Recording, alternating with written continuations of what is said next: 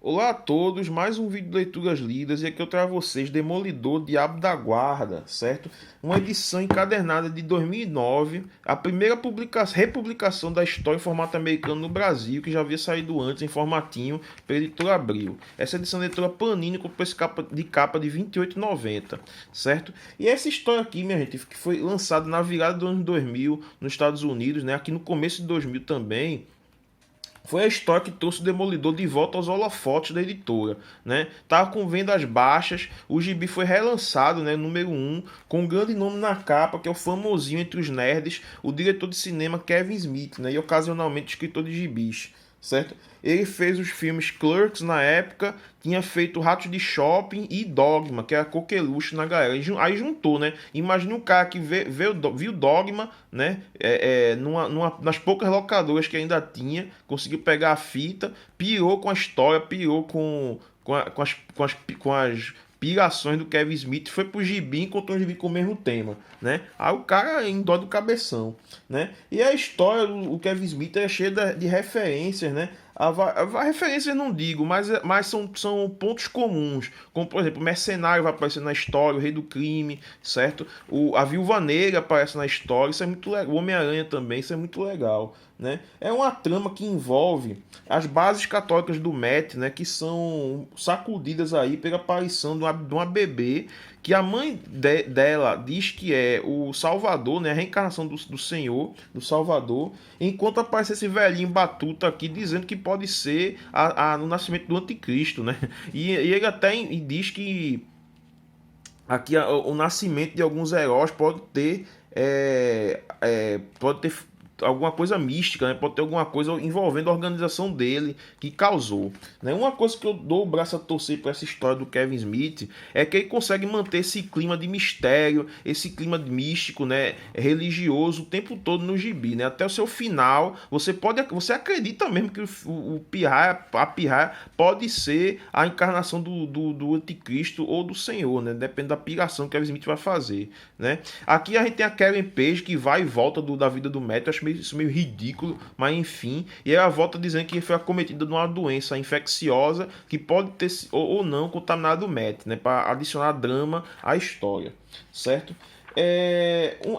Apesar de ter vários momentos icônicos, né? Você vai ter aqui a luta do Demolidor com o Mercenário. O próprio final do gibi é bastante icônico. Tem o encontro do Homem-Aranha, tem o encontro do Demolidor com o Doutor Estranho. Apesar disso, certo? É um gibi que é meio enfadonho. É enfadonho e o Kevin Smith sabe disso, né? Ele sabe porque ele endereça isso numa piadinha que ele faz nessa parte aqui do gibi, né? Aqui ele faz uma piadinha com os personagens de Jay, Silent Bob, né? E o próprio Pós-Fácil, ele diz que os grandes responsáveis por conseguir traduzir aquilo que o Kevin Smith queria passar nas páginas foram Joey Quesada e Jimmy Palmiotti, né? O Joey Quesada que fez o desenho, né, a arte, e o Jimmy Palmiotti que fez a arte final do gibi, que ficou muito boa mesmo, né? A arte é bem legal, muito expressiva, né? Eu não sei se o Joey Quesada virou editor-chefe depois da Marvel, porque ele estava responsável pelo seu Marvel Knights, que virou sucesso, né? Eu não sei se foi antes ou depois que ele virou editor-chefe da Marvel. Enfim, né? Então, apesar de ter vários momentos icônicos, vai ser um gibi meio enfadonho e que até envelheceu um pouco mal, né? Ele realmente envelheceu mal, né? Mas é um gibi que é bom, é uma boa história, é bom conhecer, é um momento importante na vida do Demolidor, quer você queira ou não, quer você goste ou não. É um gibi icônico pro Demolidor. Eu fiquei relutante em botar, no entanto, na parte de clássicos, né? Eu ia botar como clássico, Cantinho do Clássico, mas eu disse, não, isso aqui não é clássico, até porque o próprio autor reconhece que o que ele tá fazendo é um pastiche, né? Ele tá fazendo um gibi que é só um gibizinho de herói. No próprio final aqui, com a revelação de que quem tá responsável por tudo é mistério, né? Ele diz mesmo que, eu copiei isso aqui do Craven, né? Até fazer o momento derradeiro da história, certo? Ou seja, o próprio Kevin Smith sabe que ele tá referenciando outras histórias melhores que ele conhece, né? mas ainda assim é importante o gibi para a cronologia aí do Demolidor. No final tem essa história aqui, né, Demolidor 1,5, que é uma história em textos mostrando como foi a conversa do mistério com o Rei do Crime.